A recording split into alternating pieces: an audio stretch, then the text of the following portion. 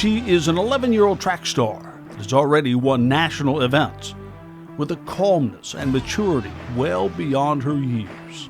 Yeah, I just have to kind of like focus on what I'm doing because I don't want to think about other stuff because, you know, you want to focus on the matter at hand. And then so I just kind of like calm myself down, and then once the gun goes off, it kind of all goes away, and you just go. Her resume is already as long as she is tall, and she's not done yet, not even close. She has her eyes set so much higher for her time on the track and in life. When you push yourself and you go and you have a goal and you have a like motivation to do something, it will most likely be true and it will happen. Sarah Foad shows us how as she takes us to the heart of the story.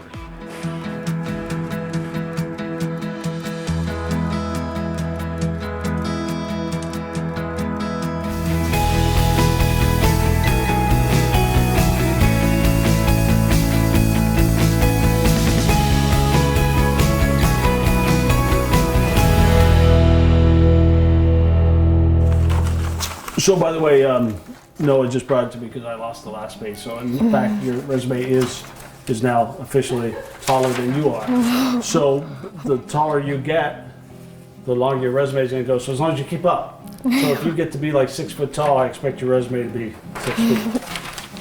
So, on this resume, I was looking over this, some pretty impressive stuff. What is your favorite achievement? I mean, you have so many. Do you have one that really stands out in your memory? I'd say like my national championship, that was probably one of my best ones because it's like the nation, and that was really meaningful to me because, you know, it's like #1 in the whole USA. So that was pretty like amazing. Yeah, pretty crazy to get that, huh? So when you were getting ready for that, getting ready to compete, were you nervous? What were you thinking? What were you feeling? Yeah, I usually get pretty nervous between before my races. But I try to like just calm down because I know that like it's gonna be over soon, and I just need to put my best out there, and then that's all that you can do really. So once you start running, because like I know sometimes I get nervous before I do something kind of big, but then once I'm doing it and I practice so hard that I go into a zone. Do you go into a zone at all? Yeah, I just have to kind of like focus on what I'm doing because I don't want to think about other stuff because, you know, you want to focus on the matter at hand, and then so I just kind of like calm myself down, and then once the gun goes off, it kind of all goes away, and you just go. That's that's a cool feeling, huh? Yeah. So let's say you're running in this, and I know there are different heats, so I don't know if you knew where you were in the heats, but did you have an idea that you might be winning? Well, no. Well, we had before the races, they usually have like heat sheets, and before nationals they had like rankings. I was like #1 for the rank, and then there's #2 like some other girls, and it was kind of cool because in the race the announcer was like, and she's in first, and she's like, I don't remember what he said, but he was like, and she's staying that way because I was put first at the rank. Wow. And then she was like, and she's saying it's true because I was like #1. So I kind of had an idea, but you never know. First up, you've got to cross the finish line first. Did you look around? I mean, what do you do? Do you look around you, or do you just run your race? How does that work for you? When I crossed the finish line, I kind of just like, I got like really tired because like you put all out there, so the officials kind of have to help me up and then take me to the grass so that the other people can finish because I was like so tired. But then, yeah, I'll like get some water and then sit down on the grass. I don't necessarily look around because I'm just like in the moment, kind of. So take me back through that then. When you're running and the gun goes off, what do you start thinking about first? Like when the gun goes off, like cut in and like start off fast because it's kind of hard if you start off slow and then you're kind of in the middle or back, then it's hard to get up. So I just think, okay, cut in and then go fast, and then you can slow down into your pace. And then do you sometimes worry, and that day did you worry that maybe you're going above pace too much and that you might falter? Not exactly, because like I knew that some of these are like the best girls in the nation that I needed to go fast, otherwise they would pull away. So I was like, this might be like pretty fast, but you do it and then you can ease into your pace a little bit. So I know you've competed a lot. So when you won this, what was that feeling like for you? It was like relief, and then just proud, because like when you go on the podium and everybody's like looking at you and cheering you on, or when you're on the final stretch and everybody's cheering you on, it's just that sense of like proud. And then when you're done and you like get your goal, it's just like relief kind of for me. If I can share a quick thing with you, because you said the crowd cheering for you. My first track meet, because I was kind of fast back in the day, a long time ago. And I was running, but I didn't know that you cut into the inner, because I started on the outside, and I could have gone into the middle, and I didn't. I stayed the outside the whole time. And everybody, this was at a state tournament, and everybody was yelling. I thought they were cheering me on, but they were all yelling for me to go in, go in, go in, to make it easier for me. I ended up I won the heat. I came in second place in the whole state. Wow. And I would have set a record if I would have got in. So the cheering really didn't help me there. That's good. So you won't ever make that mistake for sure, right? Your coaches won't let you do that. So then you had another race, and you'll have to refresh my memory. I think that where you stopped and kind of helped somebody out.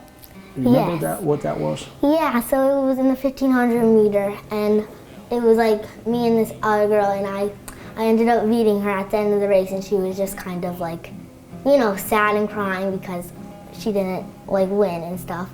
So I went over to her, like to kind of like ease her and stuff. But my main goal was to kind of like motivate her, because she had the 800 after the 1500. I wasn't in the 800 that race because I did 200, 400. But I wanted to motivate her, because it's like, not just because you didn't win one race doesn't mean that needs to affect all the other ones. So I went over there to like hype her up a little bit, and then when she had her 800, I was cheering her on, just so that, you know, so that she could feel a little better. And she wasn't even on your team, right? No, she was Johnston. Is that kind of one of those special things about running, and it's sort of a community of people, you know, that are there for each other, even if you're a competitor? Yeah, because it's not only about like you and the big picture. Yeah, like you won everything, but like it's also good to be a good sport to other people, because that will also get you pretty far. In life too, right? Yeah. Which you'll discover at some point, I'm sure. What do you think that you'll take away from racing, from running, from competing, that'll help you in your life? I would take away that like when you push yourself and you go and you have a goal and you have a like motivation to do something, it will most likely be true, and it will happen, because the more you try your best and push yourself and say I can do this, instead of like stepping back and just not really wanting to do it. Well, yeah, and that happens a lot, but I feel like the more you are confident in yourself and you're ready to do it, you can go for it. So I feel like I learned how to be more confident in myself, and just the learn of like a team and sportsmanship, and the thought of winning, what winning feels like, and also losing feels like, and how you need both of them. Yeah, I was going to ask you that, because you know they say sometimes we learn more from our losses than we do from our wins. To be a champion, even at this stage in life, you had to start somewhere. For Sarah, she was 6 years old. I remember my first race, I did the 100-meter dash, I got 4th place, and I was looking at my mom at the camera. I was just running. I didn't really care whatever I got, I was just running. So something lit a fire in you to compete and to push yourself and to train harder and to achieve a list longer than you. What do you think it was? Do you remember a moment when you said, I really want to get better at this? I kind of just think like the competitors, since there's so many good runners out there, that they kind of push you to be better. Because like if you were just the best person, nobody beat you, you know, you're just top, like where's the motivation? Like, because you're always winning. So I feel like the better the competition, the more motivation, because you're like, I have to do this, I have to train hard, because then when it comes to the meet, it will be a good outcome if I do train harder, but if I don't, it won't be as good. Right. Where do you think you want to go with this someday? I know you're kind of young to be thinking about that, Yeah. but do you have a goal that you're thinking about? I would say I want to get into a good school first, and then I kind of want to go, but the goal is the Olympics. That's a big thing, but that'd be crazy if I could do that, and I'd really enjoy that. That'd be really a good accomplishment. So that's my goal, but if that doesn't happen, then I probably would want to be like my dad, a surgeon or a doctor, some type of doctor. So you would settle for being a surgeon if you don't become a major Olympian with wearing all these gold medals around you? No, that's important work, isn't it? Yeah. And in particular now as an athlete, you see the importance of his work, right? To be able to keep people doing things like this. Yeah. It's even on a young body like yours, it's probably hard to run like that. You probably feel aches and pains, right? Yeah. Well, yeah, it's pretty hard to run. Like pushing yourself in training, it's definitely hard, but the outcomes, if you do it right and you do it good, the outcome's great. And you think you'll always be a runner? I probably will, because it's probably one of my best things, and I probably have the biggest advantage in it probably, but you never know. But right now I think it probably is. There's something to be said when you're really kind of good at something naturally that you know, because I don't know if you're religious or not, but I believe God gave me talents to use, and when I have those and I'm kind of good at them, it makes you feel good and you want to get a little bit better at it. It's a good feeling. Like my parents always tell me, like, if you have the natural ability, use it, because you never know, maybe that's probably a sign, like what you need to do when you're older.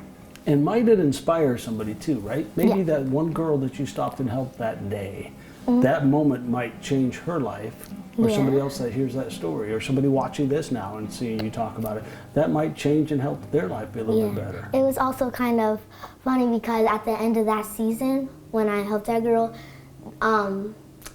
I got the USATF award, and the person who was speaking at it, like giving out the award, she saw it, and then in her speech, when she called me up, she talked about it. So that was pretty cool. Yeah, that is cool.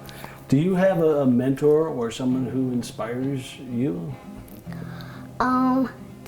I'd say my dad and my mom. They're both really hard workers, and I want to be like them when I grow up. That's kind of cool. Yeah. Are you saying that just because they're in the other room over there? No. You don't want to get grounded and not be in the race, right? And along with her mom and dad, her brothers and sisters have also helped her grow so much and are there to support her every step of the way, unless they're competing somewhere on their own as well. You see, family is so important to her, both at home and on the road. When we were sitting in the tent for our nationals, when we were sitting in the tent before the race, everybody was sitting and they were all kind of quiet and a little nervous. We were all nervous, but then we were asking like which state you were from, and there was like Arizona, Texas, California, Washington, all those different ones. So it was kind of cool, like this is nationals, like there's all different states. And then I had one more. Oh yeah, so the year before that, in 2021, USATF National, they were just me and my dad that were able to go because my other siblings had things that they needed to do. But this year, the whole family was able to come and support me, so that was really nice. I really enjoyed that because they were like helping me after my race and everything. It was really nice. Do you think about them? Do you think about people or anything in particular when you're running, or are you just focused on your race? I'm mostly focused on my race, but then, like, if I want to give up, I think at the end of the race, are you gonna be happy with what happened? So I would like, give up and not be happy and have other people be kind of disappointed, or just give it your all. So then you squeeze out just a little bit more. And then you have to sprint it at the end, and then you can die. Then you can just collapse and let somebody carry you off because you're done. Yes. Right? Yeah. So we put her on the spot to help us explain some of this hardware. What you have there? Well, this is from 2021, my first track national. Oh, okay. This was in the 1500, and this was in the 800. So this was the gold in the 1500, and then this was, I think I got 6th in the 800, I'm pretty sure. It's hard to keep track of all the medals, huh? Yeah. I already go through the airport with all that. Yeah. I got 7. So which is your prized medal? Which one? Probably either this one from 2021 or the gold one from 2022. Can you hold that one up? That Yeah. looks that's the gold medal. Yeah. So this one's for the 3000, and it's funny because my first race, we just randomly put myself in the 3000 because once you turn 11, you're able to run the 3000. So we just decided to try it out, and then little did we know at nationals we would win it. Several more medals for cross country and other sports. Her dad joins us now. He's an orthopedic surgeon. He believes athletes like Sarah should participate in several sports for their physical and mental well-being. But listen to his favorite proud papa moment. You would think it would be something like seeing her bring home the gold medal, but no, it was a daddy-daughter moment in training. You know, when you look at her, I remember we were on the Bettendorf track practicing before nationals.